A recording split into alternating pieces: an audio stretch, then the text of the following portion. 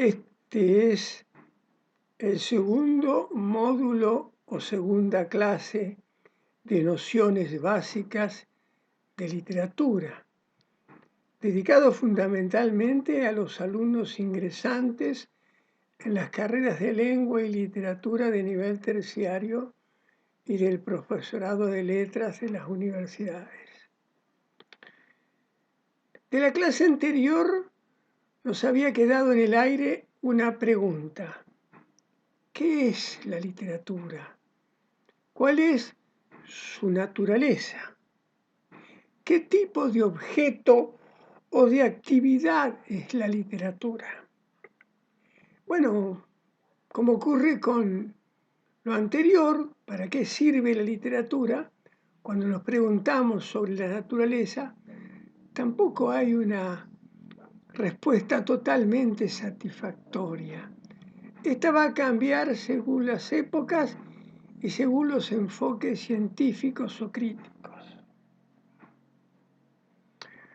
Por ejemplo, dice Nathan Fries en algunos ejemplos, para Paul Verlaine la literatura era exclusivamente la poesía que se lograba. Verlaine dice, de la musique avant tout chose. De la música vienen todas las cosas, dando a entender que era literatura aquello que ponía el énfasis en la imagen acústica de la palabra, en el sonido. De hecho, que la poesía suele ser bastante intraducible porque está puesto el énfasis en su sonoridad primaria, en esa lengua original con que fue escrita. Recordamos, por ejemplo, unos versos del propio Paul Verlaine que dicen Il pleut sur la ville comme il pleut sur mon cœur. Traducido sería, llueve sobre la ciudad como llueve sobre mi corazón. Es obvio que al traducirse se pierde la musicalidad inicial que otorga un lenguaje en el que el poeta ha vivido, ha crecido y ha finalmente compuesto su obra. Sin embargo, esta idea de definir la literatura y de separarla de los otros discursos ha llevado, por ejemplo, al formalismo ruso que se inicia en las primeras décadas del siglo XX a investigar seriamente su condición de texto literario. Como no me gusta teorizar en el vacío, yo voy a acudir a algunos ejemplos.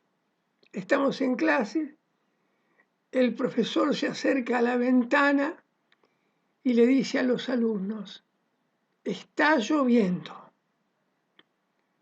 Después, el mismo profesor se acerca a la ventana y dice, bruscamente la tarde se ha aclarado y ya cae la lluvia minuciosa. ¿Cae o caerá? La lluvia es esa cosa que sin dudas sucede en el pasado. Claro, cualquiera, aunque no sepa de literatura, se da cuenta que son dos enunciados diferentes. El primero es meramente informativo. Está lloviendo, llueve. Y el segundo es un texto poético, porque la sonoridad, porque la forma lo determinan. De ahí que los formalistas rusos van a construir esta idea de que la literatura ante todo es una forma que llama la atención sobre sí misma. Ahí, en esa forma, reside el secreto de la literatura. La literatura no está para informar, la literatura no está para denunciar, sino para llamar la atención sobre su propio discurso.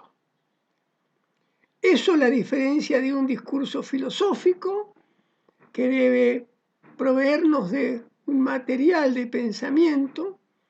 Eso lo diferencia de un texto histórico que debe amarrarse a la verdad histórica porque si no lo hace, fracasa como texto. Pero la literatura no tiene compromisos con la verdad, sino con la belleza, con la forma. Me gusta más hablar de forma porque el concepto de belleza es una sanción histórica. Lo que fue bello en un tiempo no lo es después, o al revés. Pero continuamos con esta idea. Después el profesor se acerca nuevamente a la ventana y dice: Dios se desnuda en la lluvia como una caricia innumerable. Y aquí cita al autor, que es el poeta argentino Juan L. Ortiz, y les dice a los alumnos que el primer texto, bruscamente la tarde se ha aclarado, es el inicio de un magnífico soneto de Jorge Luis Borges. Ahí está el texto, con nombre y apellido de autor, fijado en una forma tal vez para siempre. Mientras lo recuerden, mientras lo lean, ese texto estará allí fijo para siempre como una forma determinada. De modo que Jean Cohen, uno de los, digamos, estructuralistas franceses, dedicó gran parte de sus estudios para analizar justamente la poeticidad del texto. Pero antes, entre 1914 y 1920, los formalistas rusos, influidos por el positivismo, se dedicaron a deslindar el texto literario de otros textos literarios. Por eso hoy vamos a recordar, entre otros autores, a Roman Jakobson, que fue lingüista también y que, recuerden ustedes, alumnas y alumnos, que trabajó las funciones del lenguaje. Roman Jakobson llega a la conclusión de que lo que define a un texto es su literaturidad. Y en el caso de la poesía, esa literaturidad está dada por el aparato retórico sobre el que está montado y al que es necesario estudiar. Más tarde, Jean Cohen, en Retóricas 1 y Retórica 2, va a recuperar esta idea y va a trabajar justamente la importancia de las figuras literarias en la poesía. Pero en el caso del cuento o en el caso de la novela, hay también una puesta en escena de la palabra. Porque si yo dijera, por ejemplo, había una vez en un lejano país, todos saben que estoy narrando un cuento, que es muy distinto que si yo dijera, esta mañana, cuando fui al banco, hice cola, porque de acuerdo con, digamos, los requisitos de esta pandemia, debía guardar la distancia necesaria, y es lo que vi que todos hacían.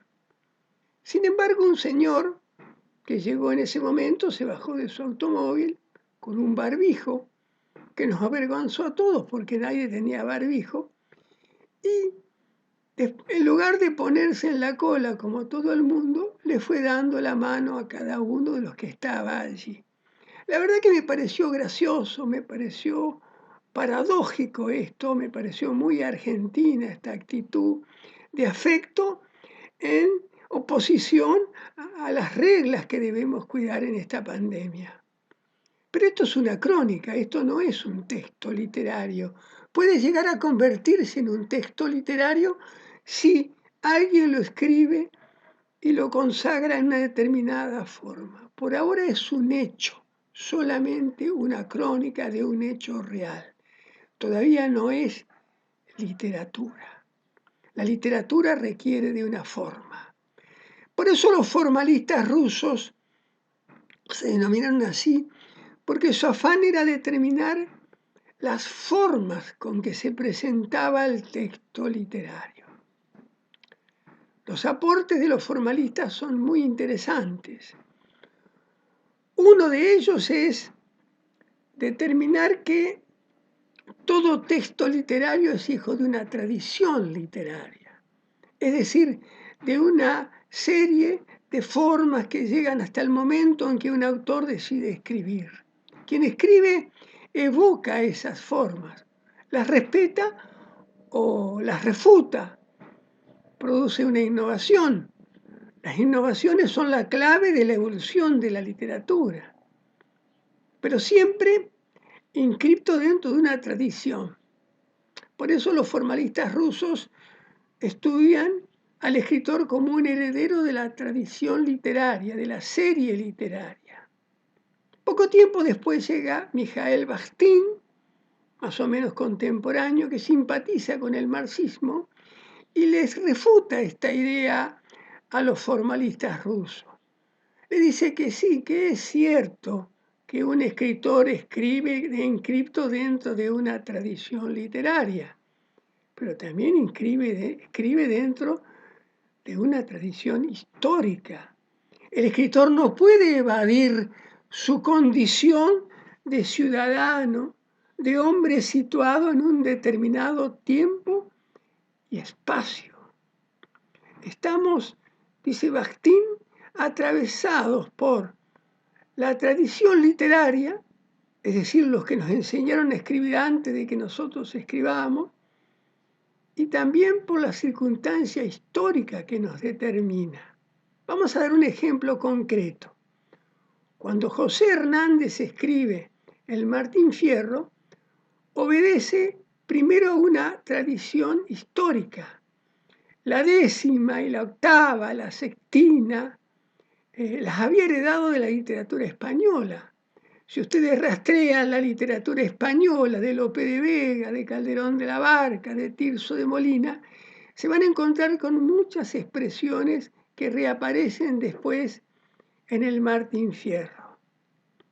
Gran lector de los españoles castellanos, José Hernández adopta eso, el octosílabo y de alguna manera el aparato retórico, al que le agrega su visión de hombre situado en un tiempo. Escribe como hablan los gauchos de esa circunstancia histórica en la que Hernández está inscripto, en la que está situado, y el caso de Hernández es un hombre que participa también incluso de las batallas intestinas de la Argentina de entonces.